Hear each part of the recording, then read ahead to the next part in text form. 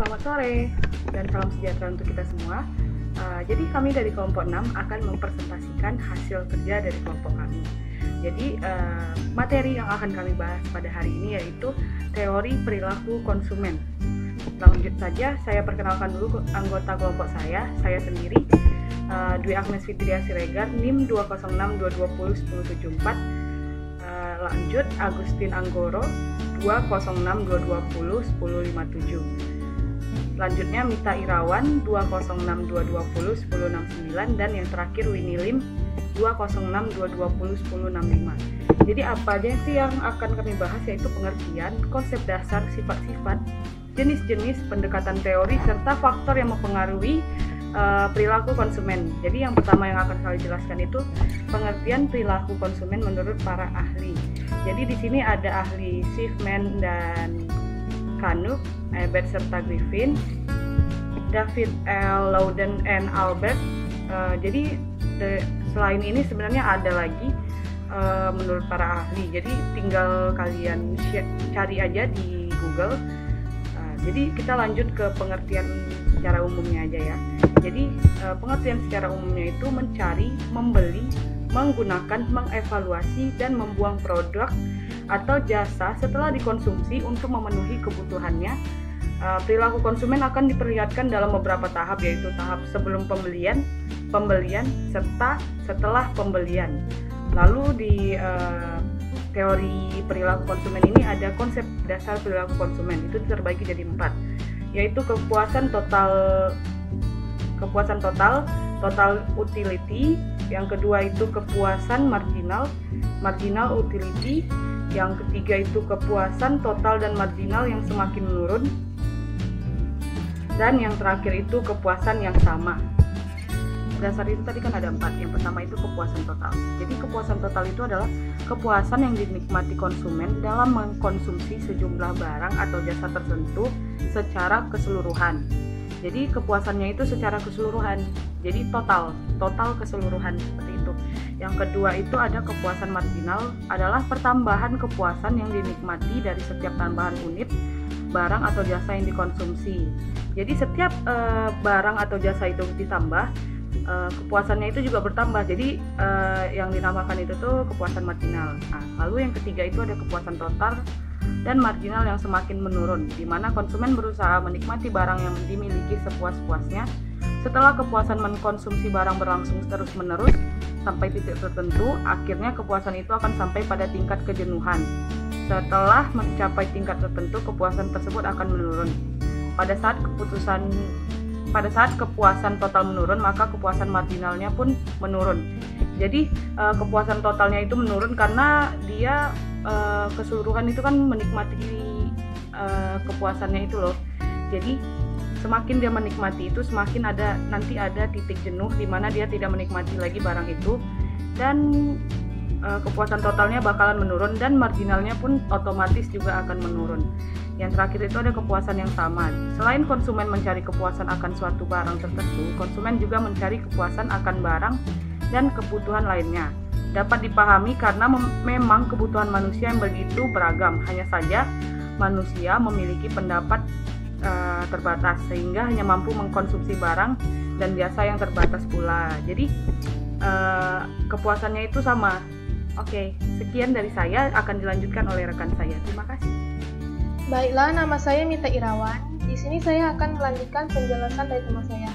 Untuk materi selanjutnya yaitu mengenai sifat-sifat perilaku konsumen. Di sini, sifat-sifat perilaku konsumen dapat dibagi menjadi 3 macam.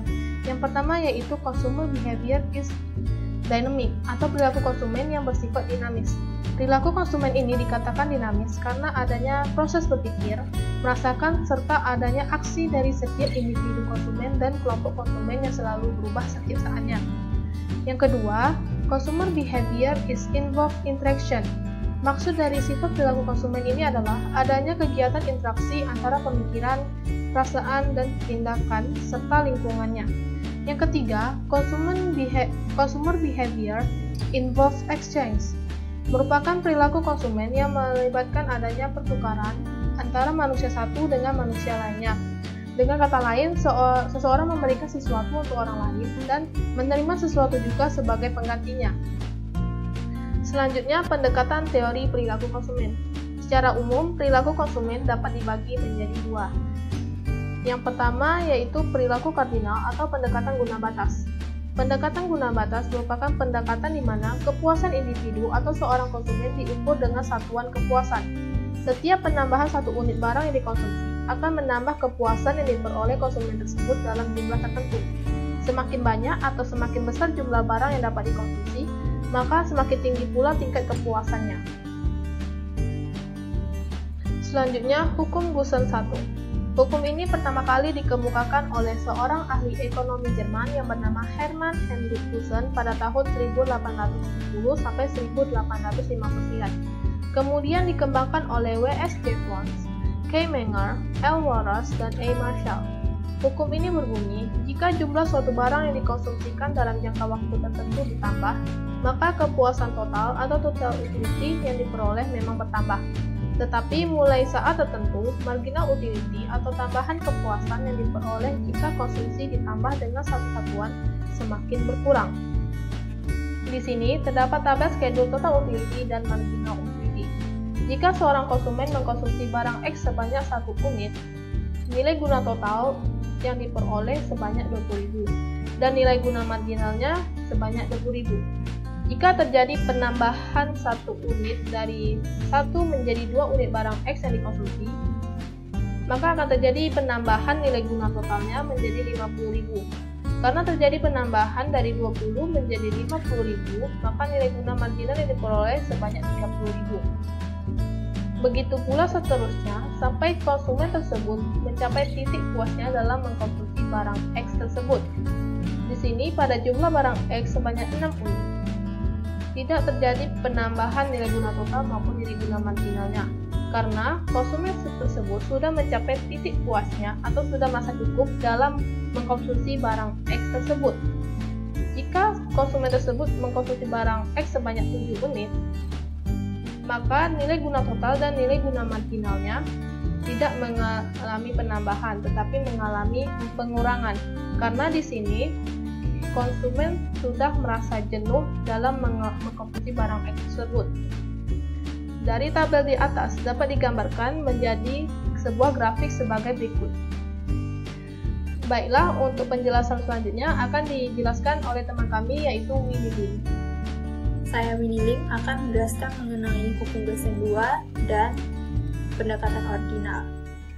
Hukum Gusen 2 menjelaskan mengenai seseorang konsumen yang bertindak rasional akan membagi-bagi pengeluaran uangnya untuk membeli berbagai macam barang sedemikian rupa hingga kebutuhan-kebutuhannya terpenuhi dengan secara seimbang. Artinya, sedemikian rupa hingga rupiah terakhir yang dibelanjakan untuk membeli sesuatu memberikan marginal utility yang sama, entah dikeluarkan untuk membeli barang yang satu atau yang lain. Di sini, kita ketahui bahwa hukum Gusen 2 memiliki rumus MUX per PX sama dengan MUY per PY. Di sini, MU adalah marginal utility, sedangkan P adalah tingkat harga. Lalu, pada tingkat pendapatan, kita ketahui bahwa B sama dengan X kali PX tambah Y kali PY. Lalu, di contoh ini, misalkan seseorang konsumen mempunyai pendapatan sebesar Rp13.000 dan dihadapkan pada dua macam pilihan produk, yaitu produk X dan produk Y, dengan tingkat harga yang sama yaitu Rp1.000 per unit, yang mana masing-masing produk tersebut memiliki guna batas seperti tabel pada samping.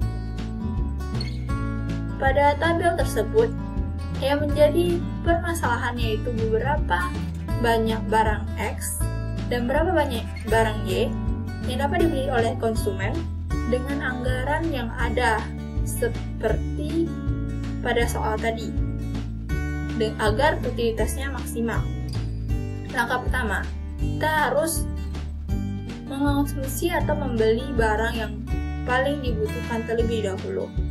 Pada uang ribuan pertama, kita harus membelikan barang X karena akan menerima 50 unit guna. Y tidak akan membeli barang Y karena hanya menerima guna sebesar 40. Kemudian pada ribuan kedua akan dibelikan barang X lagi. Kenapa? Karena unit barang kedua pada X akan memberikan konsumen 45 unit guna dibandingkan barang Y yang hanya memberikan 40 unit guna. Begitu seterusnya. Kemudian, seterusnya konsumen dapat melakukan pilihannya sampai ribuan yang ke-13. Dan anggaran habis karena anggarannya 13.000. Jika diurutkan sampai ribuan ke-13, maka akan mendapatkan barang X sebanyak 7 unit dan barang Y sebanyak 6 unit. Sehingga kepuasan total yang didapat konsumen tersebut sebanyak 245 dari barang X dan 180 dari barang Y, atau sama dengan 425. Jadi dengan uang sebesar Rp13.000, konsumen dapat memperoleh kepuasan sebesar 425 dari mengkonsumsi dua jenis barang, yaitu barang X dan Y. Begini cara perhitungannya. MUX per PX sama dengan MUY per PY sama dengan 20 per 1000 sama dengan 20 per 1000. Dan apakah pendapatan benar-benar sudah habis, maka dapat disesuaikan dengan persamaan B sama dengan PX kali X tambah PY kali Y. 13.000 sama dengan 1000 dikali 7 ditambah 1000 kali 6, yaitu 13.000. Selanjutnya, saya akan menjelaskan mengenai perilaku ordinal atau pendekatan inference growth. Pendekatan ordinal ini dikemukakan oleh J. Hicks dan R.J. Allen tahun 1934. Jadi, menurut pendekatan ini, tingkat kepuasan seseorang dari mengkonsumsi barang atau jasa tidak dapat dihitung dengan uang atau angka atau satuan lainnya, tetapi dapat dikatakan lebih tinggi atau lebih rendah dengan skala ordinal seperti ke-1, ke-2, ke-3, dan seterusnya. Untuk memudahkan dalam studi, maka kita akan mendapatkan sebuah persamaan kuantitatif, yaitu tingkat kepuasan sama dengan konsumsi barang X dikali konsumsi barang Y. Terdapat 4 ciri-ciri indifference growth. Yang pertama yaitu kurva indifferent mempunyai kemiringan slope negatif atau miring dari kiri ke kanan bawah. Yang kedua, kurva indifferent yang lebih tinggi kedudukannya menunjukkan tingkat kepuasan yang lebih tinggi. Yang ketiga, kurva indifference yang tidak pernah berpotongan dengan kurva indifferent lainnya. Lalu yang keempat, kurva indifferent selalu melengkung turun dari kiri atas ke kanan bawah. Lalu selanjutnya, ia menjelaskan mengenai faktor yang mempengaruhi perilaku konsumen adalah Agustian Nenggoro. Silakan. Halo, saya Agustian Nenggoro akan melanjutkan presentasi dari Winnie. Saya akan membahas tentang faktor-faktor yang mempengaruhi perilaku konsumen. Menurut Kotler dan Keller 2009, faktor-faktor itu dibagi menjadi 4, yaitu faktor budaya, faktor sosial, faktor pribadi, dan faktor psikologis. Faktor kebudayaan. Kebudayaan merupakan susunan nilai-nilai dasar, persepsi, keinginan, dan perilaku yang dipelajari anggota suatu masyarakat dari keluarga dan institusi pendidik. Kelompok pertama yang penting atas faktor yang mempengaruhi pengambilan keputusan konsumen adalah faktor budaya. Kedua, faktor sosial. Kelas sosial tidak hanya mencerminkan penghasilan, tetapi juga indikator lain seperti pekerjaan, pendidikan, dan tempat tinggal. Irawan dan Basu 1986 membagi masyarakat ke dalam 3 golongan, yaitu golongan atas, golongan menengah, dan golongan bawah. Golongan atas terdiri dari pengusaha kaya, pejabat tinggi, sedangkan golongan menengah terdiri dari kelas pekerja dan karyawan, sedangkan golongan bawah terdiri dari pekerja buruh dan pegawai rendah. Pembagian kelas ini tentunya akan mempengaruhi perilaku yang berbeda dalam tingkah laku pembelian tiap golongannya. Faktor pribadi. Keputusan pembelian konsumen juga dipengaruhi oleh karakteristik pribadi atau individu. Karakteristik tersebut meliputi umur dan tahapan dalam siklus hidup, pekerjaan, keadaan ekonomi, gaya hidup, kepribadian, dan konsep diri. Faktor psikologis.